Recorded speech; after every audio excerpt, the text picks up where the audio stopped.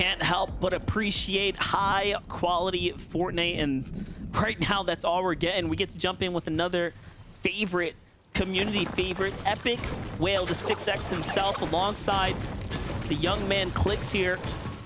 They've been putting up a great performance too. The first time we showed that leaderboard there, Taco, they were well inside the top 3, showing that they're not having an issue by any means here with the NA region, with the option of teams they're colliding against. This is off to a great start for them. At least it's what you would expect. You see that duo. I was actually curious if Epic and Clicks were going to run into the other duo that was kind of hanging around near Lavish Lair being Clicks and Epic's originating drop spot. That's where I like to see them go the most often, and it's been on more than one occasion where I've seen teams, when they recognize the fact that they're dealing with Clicks and Epic, they'll kind of wait by the vending machine near a Lavish Lair because they'll just know what the loot path tends to look like for Clicks and Epic Well. So good on them managing to avoid that danger for the time being. Written Ritual, though, this is a duo that I think, if anything, they run towards danger. They try to create danger, even with the way that we've been seeing some of their high elimination matches. Yeah, very opportunistic duo right here. They're going to try to find an inch and turn it into a mile. Even now, look at this, cautiously approaching teams, approaching new positions, not taking this opportunity for granted, this lead that they had for granted, still putting respect on the lobby, so erring on the side of caution so far. Meanwhile, we jump in with Aviv and Bugha here. The opposite, in fact, 5 eliminations. Another pretty respectable team in front of them, Yuz and Sid. This is not a duo that doesn't have experience in top-tier lobbies. This is a team that has been here before. However, Bugha and Aviv are making it look that much more simpler. They just seem to have the answers to all the questions. And I like this as well from Aviv, kind of trying to pressure from just one layer up, while Bugha stays on the same layer as Yuz and Sid. But Bugha does eat a tag. That's going to force him into expending one of his shield potions. Does buy a little bit of time here, though, for Sid and Yuz. You tell Sid trying to make the approach, trying to see if there's maybe a flank they could possibly look to mark, but instead it's going to be Yuz still doing his best to hold the walls up against the likes of Aviv and Bugha. A little bit split, though. Bugha starting to take a little bit more of a direct path, maybe tired of hanging things around here, but again, massive return damage. That's going to give Sid all the momentum that he needed to try and charge into Bugha's box, and that's where you'll see Aviv immediately transferring the medallion over to Bugha to make sure that he can regen shield at a much faster rate. Crash pad off the Flowberry Fizz, and Bugha and Aviv still chasing down Sid and Yuz, and now Sid just ate so much damage while trying to disengage, but it's Bugha who might get turned on. Sid had 26 health and somehow manages to find a tag that takes down Bugha as well, so an equal exchange on both sides. And Sid has got to be so confused about, or sorry, Bugha's probably so confused of what just happened. Aviv with a monster shot, though. Oh my gosh. In the white tag right here, Aviv with the finish onto Yuz. What did we just witness? That was an incredible play by Aviv when it was all looking so desperate. And another one with the follow-up. Don't tell me he's going to do it again. That is a nasty combination, though. And Aviv looks like he's just gonna go for the next lobby, though, at this point. After losing Bugha at a stage, Aviv probably thinking to himself, look, we've got other matches that we can work into. We'll queue next. We don't need to try and force it in this one. Don't think Aviv wants to do back-to-back solo clutch runs, even if he did manage that top 10 in the last one. Respectable choice. Did some serious damage, though, to some of the other teams that were rotating.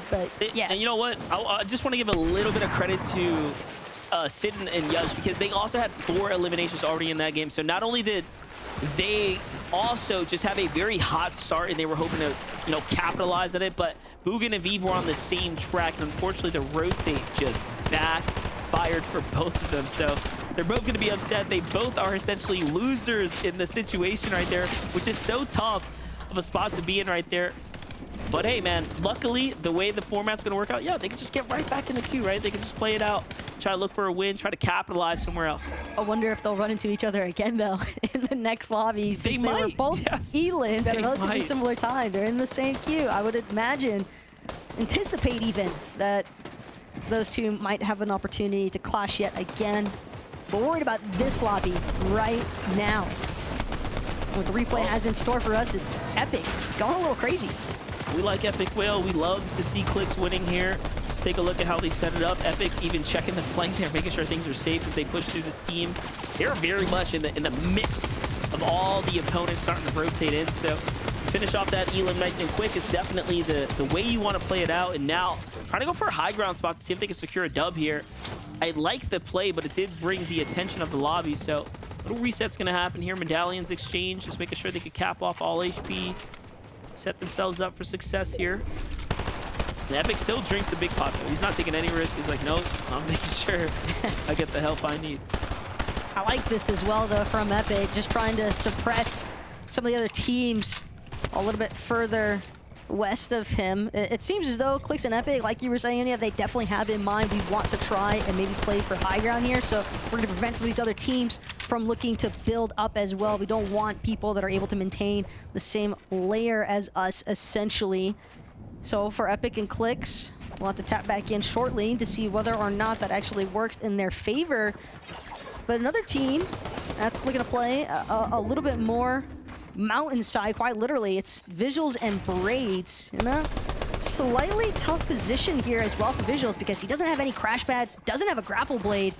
So this next rotation might be incredibly tough. Well, for them, you know, they're more or less at the top of the mountain, so they could, you know, likely rotate with a little less resistance.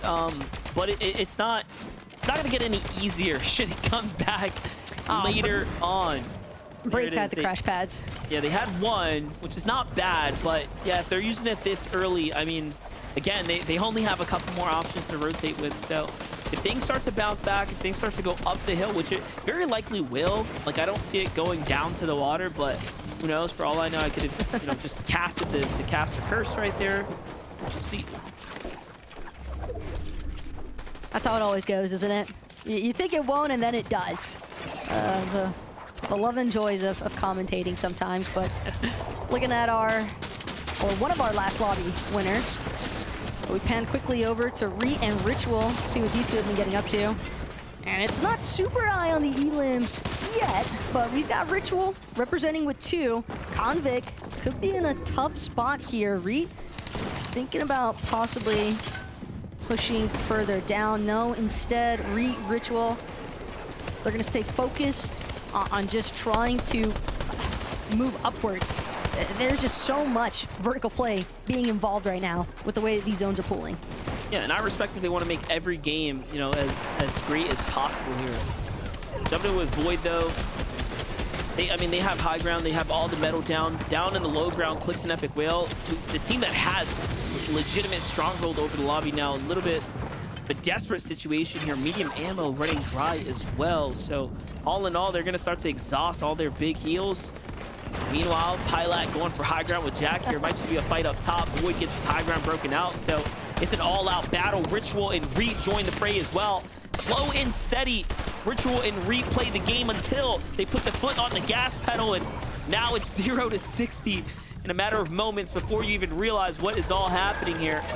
They're already on height. They're already trying to secure a second victory royale, but Ritual punished in the process. The zone too powerful.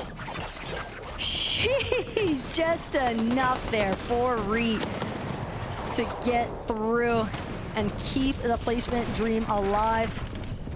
Has a moment to try and utilize that med kit, but as a result, height has been forfeited by Reet and Ritual. Looked like they were setting up for a nice take. Instead, it's gonna be Braids, it's gonna be Visuals, and everybody actually having to peel away from that last segment of high ground, because again, you gotta follow where the zones are going, and this is nasty work by the zone here, Monster.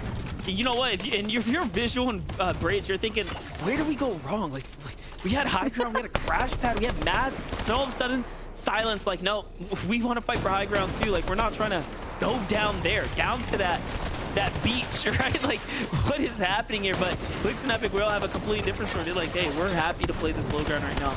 You come to us when you guys decide to, and now it's their territory you have to fight through. It's not an easy place to be in by any means here, and luckily for them, they find a little bit of mats, go ahead and recycle, but they're looking very desperate here. They have to edge their way out. Even Reet still playing the mid ground, not looking to give up this high ground positioning here. No one wants to go down to the low ground. But Clix and Epic, they need a refresh more than anything. That ammo is only going to last for so long, especially with the way that Clix was trying to challenge some of the solos hanging around the low ground. Reet, though, still doing his best to tarp his way through. Carbon Blade onto the cliff side. Excellent job repositioning here for Reet. Kind of got ahead of the action. Seems as though everybody else lost sight of him, and Reet with the takedown. But Gavin is just going to barely manage to get out. Instead, it's going to be Reet who finds himself claimed by the lobby.